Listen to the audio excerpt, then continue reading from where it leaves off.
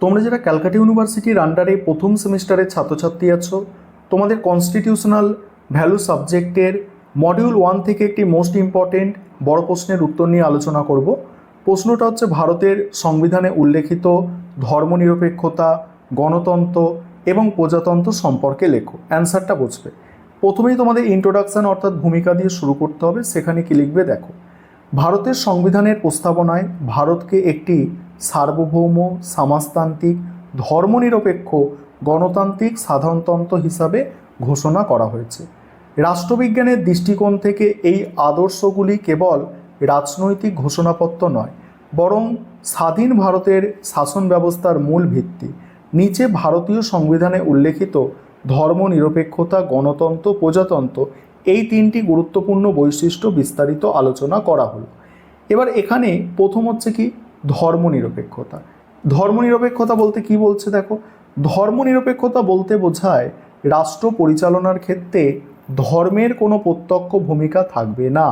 ভারতের মতো বৈচিত্র্যময় দেশে ধর্মনিরপেক্ষতার অর্থ ধর্মহীনতা বা ধর্মবিরোধী নয়। এর প্রকৃত অর্থ হলো সর্বধর্ম সমভাব, অর্থাৎ রাষ্ট্রের নিজস্ব কোনো রাষ্ট্রীয় ধর্ম নেই, রাষ্ট্র সকল ধর্মকে সমান চোখে দেখবে। 1976 সালের 42তম সংবিধান সংশোধনের মাধ্যমে প্রস্তাবনায় ধর্মনিরপেক্ষ শব্দটি যুক্ত করা হয়। ভারতের সংবিধানের 25 থেকে 28 নম্বর ধারায় নাগরিকদের ধর্মীয় স্বাধীনতার অধিকার প্রদান করা হয়েছে। 25 নম্বর ধারা অনুযায়ী প্রত্যেক ব্যক্তি নিজের বিবেক অনুযায়ী স্বাধীনভাবে ধর্ম গ্রহণ, পালন ও প্রচার করতে পারবেন। এছাড়া 15 নম্বর ধারায় স্পষ্টভাবে বলা হয়েছে যে রাষ্ট্র কেবল ধর্ম, বর্ণ বা জাতির ভিত্তিতে কোনো নাগরিকের প্রতি বৈষম্যমূলক আচরণ করবে না। এবার হচ্ছে গণতন্ত্র। গণতন্ত্র হলো জনগণের দ্বারা জনগণের জন্য জনগণের শাসন। ভারতের সংবিধানে পরোক্ষ ও প্রতিনিধিত্বমূলক সংসদীয় গণতান্ত্রিক ব্যবস্থা গ্রহণ করা হয়েছে। এখানে সরকারের সকল ক্ষমতার উৎস হলো দেশের সাধারণ মানুষ। সংবিধানে রাজনৈতিক গণতন্ত্রের পাশাপাশি সামাজিক ও অর্থনৈতিক গণতন্ত্র প্রতিষ্ঠার উপরে জোর দেওয়া হয়েছে।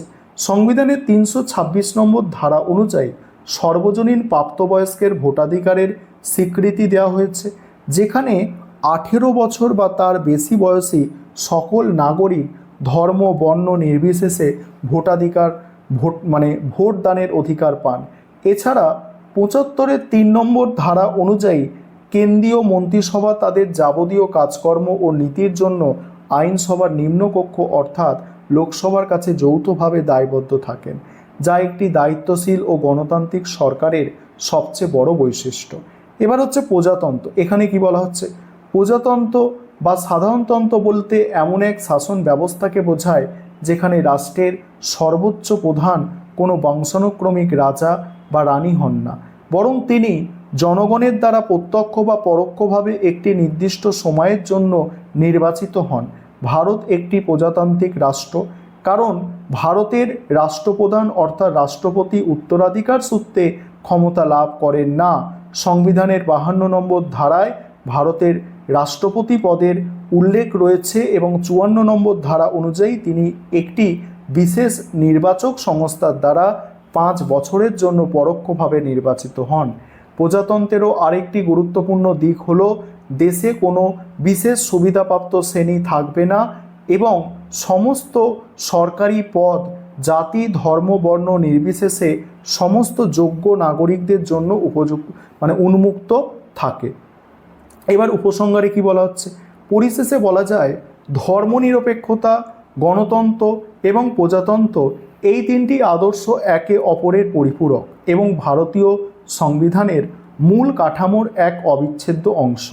ভারতের মতো এক বিশাল দেশে ধর্মীয় সম্প্রীতি বজায় রাখতে, রাজনৈতিক স্থিতিশীলতা আনতে এবং প্রকৃত অর্থে জনগণের শাসন প্রতিষ্ঠা করতে সংবিধানে এই তিনটি স্তম্ভ অত্যন্ত সফলভাবে কাজ করে চলেছে। এই ছিল তোমাদের আজকে মোস্ট ইম্পর্টেন্ট একটি বড় প্রশ্নের উত্তর।